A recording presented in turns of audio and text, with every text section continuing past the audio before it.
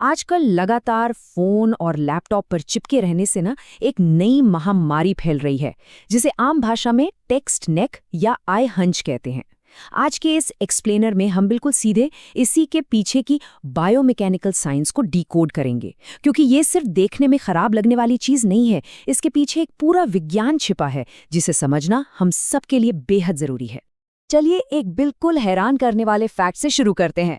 जरा सोचिए, सर जब अपने न्यूट्रल एक्सिस से आगे की तरफ सिर्फ 1 इंच झुकता है तो सर्वाइकल स्पाइन पर लगभग 10 पाउंड का एक्स्ट्रा भार पड़ जाता है।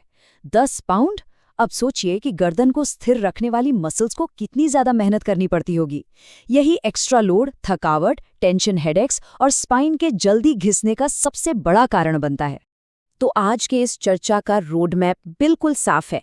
पहले अपर क्रॉस सिंड्रोम को समझेंगे, फिर उसके छिपे हुए खतरे, पोस्चर असेस करने के तरीके, कुछ खास एक्सरसाइजेज और आखिर में एर्गोनॉमिक्स और रिकवरी टाइमलाइन पर बात करेंगे। शुरू करते हैं पहले भाग से, यानी अपर क्रॉस सिंड्रोम के मैकेनिक्स को समझते हैं। डॉक्टर व्लादिमीर जांडा ने सबसे पहले इस समस्या को डिफाइन किया था, जिसे अपर क्रॉस्ड सिंड्रोम कहते हैं। अगर अपर बॉडी को साइड से देखा जाए तो मसल्स का इम्बैलेंस एक स्पष्ट एक्स बनाता है। आजकल की लाइफस्टाइल और दिन में 10-10 घंटे स्क्रीन के सामने बिताने से ये प्रॉब्लम आम हो गई है। खासकर ऑफिस वर्कर्स, स्विमर्स और प्रेग्नेंट महिलाओं में ये काफी ज्यादा दिखता है, जहां बॉडी के आगे का हिस्सा लगातार कॉन्ट्रैक्टेड यानी सिकड़ा हुआ रहता है। इसे ऐसे समझ सकते हैं कि यहाँ 2 लाइंस एक दूसरे को क्रॉस कर रही हैं।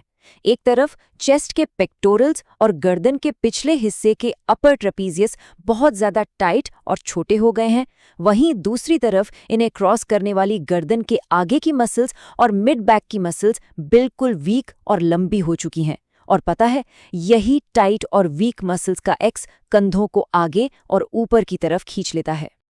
अब आते हैं दूसरे भाग पर, जहां हम इन सब के पीछे छिपे खतरों पर नजर डालेंगे। अगर इन राउंडेड शोल्डर्स पर ध्यान नहीं दिया तो स्कैपुलर डिस्काइनेसिस हो सकता है। क्लिनिकल लैंग्वेज में इसे 6 स्कैपुला भी कहते हैं। इसका बेसिक मतलब है कि शोल्डर ब्लेड यानी स्कैपुला अपनी सही जगह से खिसक गया है। वो आगे की तरफ खिंच जाता है और अंदर की तरफ घूम जाता है, जिससे नॉर्मल मूवमेंट के लिए जरूरी रोटेशन रुक जाता है। और यही रोटेटर कफ इंजरीज का एक बहुत ही बड़ा कारण बनता है। और इसकी सबसे बड़ी प्रॉब्लम क्या है? एक अनएड्रेस्ड 6 स्कैपुला सीधे तौर पर नसों के गुच्छे पर दबाव डालता है। देखिए, कॉलर बोन के पास की जगह पहले से ही बहुत कम होती है और कंधे झुकने से नसें बुरी तरह दबने लगती हैं। इसे थोरैसिक आउटलेट सिंड्रोम या TOS कहते हैं। नसों पर दबाव, हाथों में झंझनाहट, दर्द और हाथ के मसल्स का सिकुड़ना इसके लक्षण हैं।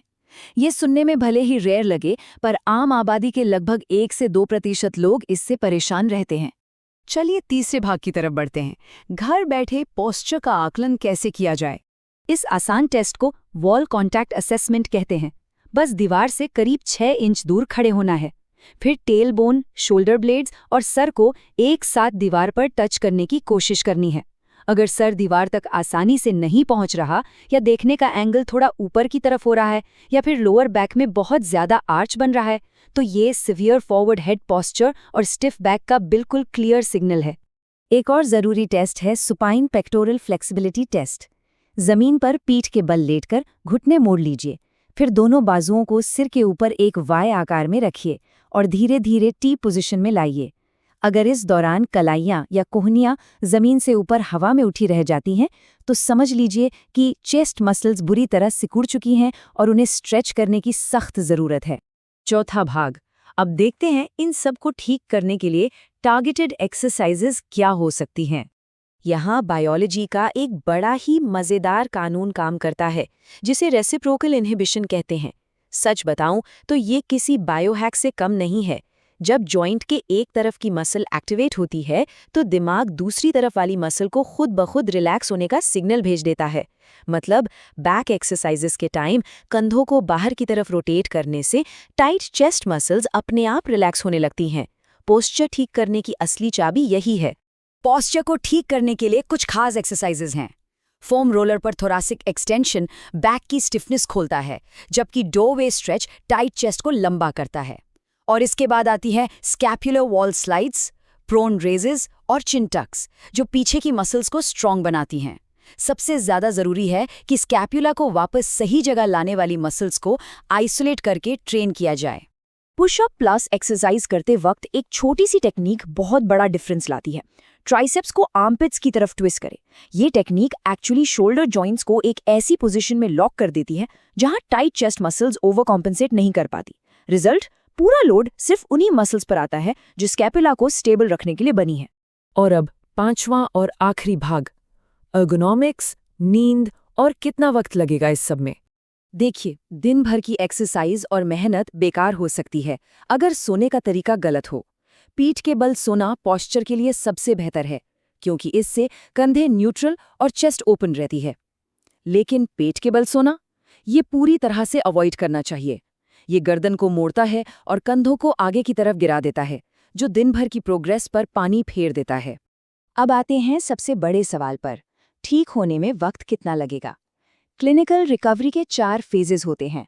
पहले 2 हफ्तों में थोड़ी मोबिलिटी आती है, तीसरे से छठे हफ्ते के बीच विजुअल चेंजेस दिखने लगते हैं, 2 से 3 महीने में असली स्ट्रेंथ आती है, और नर्वस सिस्टम में इस नई आदत को पूरी तरह सेट होने में लगभग 6 महीने लगते हैं।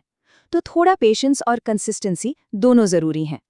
तो एंड में एक अहम सवाल उठता है, क्या इस आधुनिक स्क्रीन वाली लाइफस्टाइल की सुविधा सच में इस लायक है कि स्पाइन की इतनी भारी कीमत चुकाई जाए? बायोमैकेनिकल अवेयरनेस बहुत बहुत जरूरी है। यही वक्त है इन आदतों को पहचानने का और उन्हें ठीक करने का, इससे पहले कि ये डैमेज परमानेंट हो जाए।